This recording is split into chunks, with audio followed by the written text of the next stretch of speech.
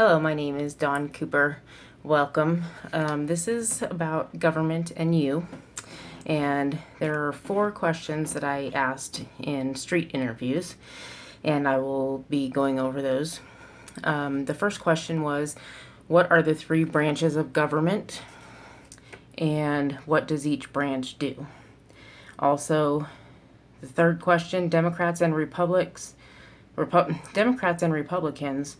are the major parties. Can you name a third party? And then the last question is, what is the basic process in which a bill becomes a law? So it was interesting to find out during this interview with these 3 young people, even though they were young and just recently out of school, they really had no idea about the government. And honestly, I didn't know much about it until I started doing some research. And so it was interesting to learn all of this about our government. So on the first question, what are the 3 branches of government? The first one is legislative, and then executive, and judicial, and the roles that they play. Legislative. Yes. Yes. Judicial. And it starts with an E. I think so. Executive. And what does each branch do? Government stuff?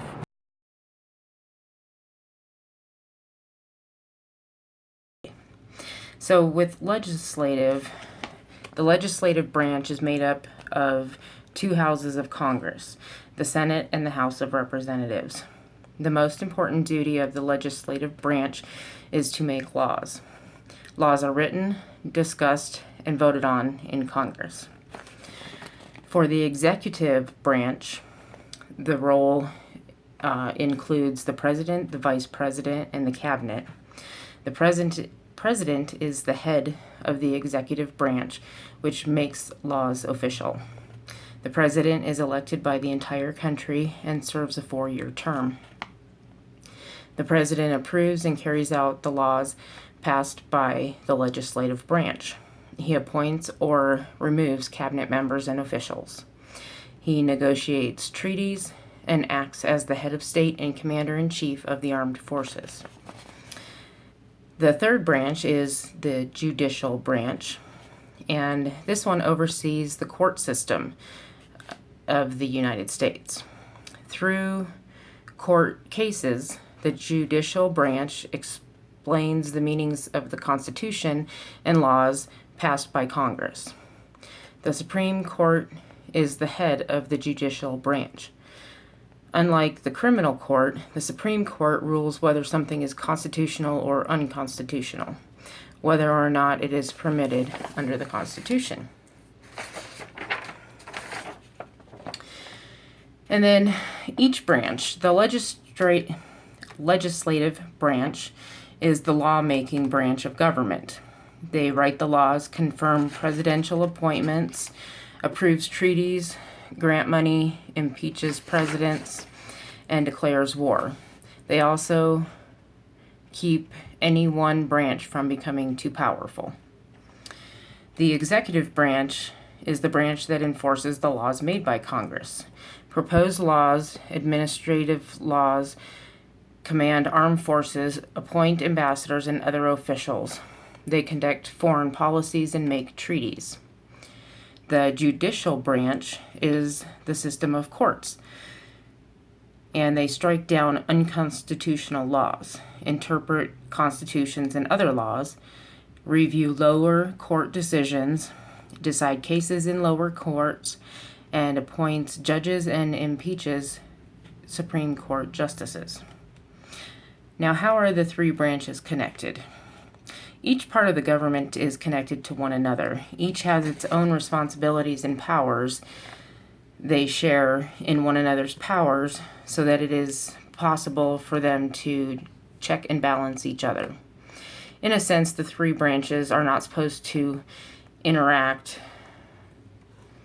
Each is supposed to have its own set of powers. And according to Constitution for Kids, They regulate each other by checks and balances. Through the system of checks and balances, the three branches of government check on one another to make sure that no single branch has more power than the other. The executive branch can veto bills that the legislative branch creates. However, the legislative branch can override the veto with 2/3 majority vote. They can also have the power to impeach the president. The executive branch also has the power to pardon the judicial branch and can appoint judges. The judicial branch can declare presidential acts unconstitutional and can even declare bills or laws that the executive branch created as unconstitutional. The power that the legislative branch has over the judicial branch is that they can approve federal judges. The Democrat and the Republican are the two major parties. And can you name a third party? Libertarian. Socialism? Is that a thing? That could be. There's another name for it, but it's usually called an independent party. Okay. And then with question number 3, and that's the Democrats and Republicans and the major parties, and they were asked to name the third party. And in that, it is usually considered independent, which is not affiliated or unaffiliated, and they just don't affiliate with Democratic or Republic. So according to Abraham, the word democratic implies will of the people. The word Republican implies rule of the law, protection from a potential tyranny of the majority. Andrew Jackson became the first president from the new party, the Democrats, the true party of the people. Ever since 1932, the Republicans have only won the presidency when their candidate was more personable or more presidential, not because of his position on any issues. For many years, the Republicans were the major party. They favored business interests and high tariffs. The Democrats supported free trade. They attracted farmers and immigrants who poured into the country between the Civil War and the turn of the century. What impact does this third party have on the national politics? The minor party or the third party has often played a role in politics. Third parties focus attention and issues and ideas.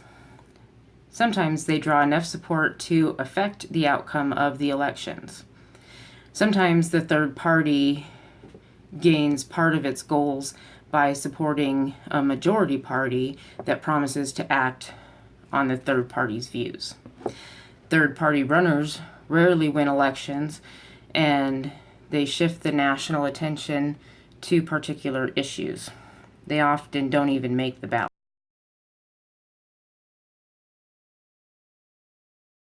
What is the basic process in which a bill becomes a law? It has to pass through Congress. And then in question 4, when we talk about how a bill becomes a law, how it becomes a law is a member of Congress introduces a bill. The committees review and vote on the bill. The Senate and the House debate and vote on the bill. The president either signs the bill or doesn't. And then the role for sponsors, committees, debate, and voting. It is sent to the clerk of the Senate or House, who gives it a number and title. Next, the bill goes to the appropriate committee. If most committee members vote in favor of the bill, it is sent back to the Senate and the House for debate. If the bill is defeated in either the Senate or the House, the bill dies. If a majority of both the Senate and the House votes for the bill, it goes to the president for approval. If the president approves the bill and signs it, the bill becomes a law. However, if the president disapproves, he can veto the bill by refusing to sign it. Congress can try to overturn a veto. If both the Senate and the House pass the bill by a 2/3 majority, the president's veto is overruled and the bill becomes a law. And the role of the committee in passing legislation is committees are the instruments of Congress. Anyone can have an idea and make a request to their legislator for action. But committees are where the details get hashed out and the ideas come to life. Most details are hashed out in the committee before they are presented on the floor by members of the Senate or House. If it were not for committees, the legislature would probably be in session all year. It would take that long for the entire Senate and the entire House of Representatives to scrutinize and take public testimony on every bill. Fortunately, however, the workload in each house is divided among several subunits. These subunits are the standing committee. Their primary role in the legislative process is to thoroughly examine the bills assigned to them and recommend if these bills should become a law. Thank you for your time, and I hope you've learned something about our government today.